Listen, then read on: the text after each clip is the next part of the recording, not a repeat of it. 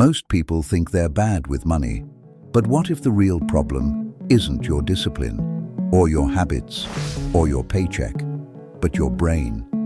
In 2013, researchers from Princeton and Harvard discovered something alarming. Financial scarcity activates the same neural circuits as fear, addiction, and tunnel vision, meaning that when you're under financial pressure, your brain becomes less capable of making smart decisions. Not because you're broken, but because your biology is in survival mode. This is the scarcity trap, and it silently decides who builds wealth and who never escapes survival. Scarcity doesn't just limit your wallet, it limits your mind, it collapses your attention, it shrinks your sense of possibility, it forces your brain to think in hours. While wealthy people think in decades, the psychology becomes the destiny. Sendil Mullainathan calls this cognitive capture. When money feels tight, your mind locks onto immediate threats: rent, debt, groceries. Everything outside that tunnel disappears.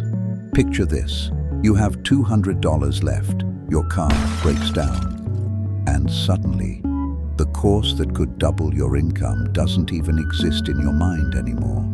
Not because you're irresponsible, but because your brain hides long-term thinking. Financial stress also reduces cognitive bandwidth by the equivalent of losing 13 IQ points right when you need clarity the most. Your mind goes into low-power mode. Scarcity pushes you toward micro-dopamine hits, tiny rewards just to escape pressure for a moment. Not because you want pleasure, but because your brain wants relief. A tech worker in San Francisco making $180,000 a year can feel broke. A Wall Street analyst making $140,000 feels anxious. A middle-class worker making $50,000 feels trapped. Different incomes, same psychology. Because scarcity isn't about money, it's about attention. Here's the twist nobody talks about. You can escape the psychology of scarcity long before you escape the numbers. Wealth isn't a bank balance, it's a cognitive state. Wealthy minds automate decisions to free mental bandwidth. They think in systems. They ask different questions. Scarcity asks, how do I survive this month? Wealth asks, how do I architect the next 10 years? Scarcity trades hours for money. Wealth uses money to buy hours and uses systems to multiply money. I lived this myself.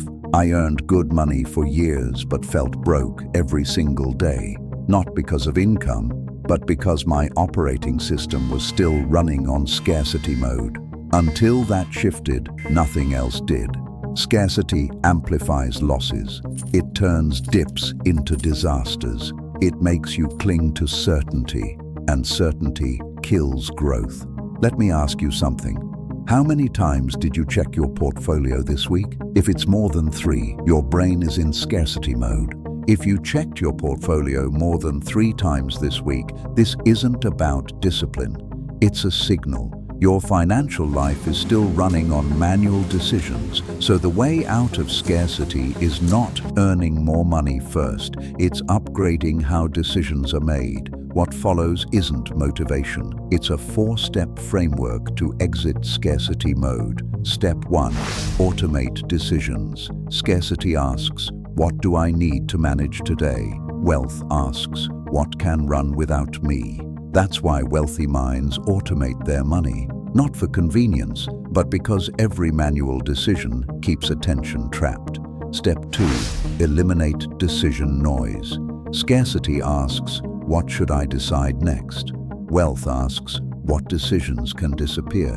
That's why wealthy people build decision-free budgets, not to control spending, but to protect cognitive bandwidth. Step 3. Reduce complexity.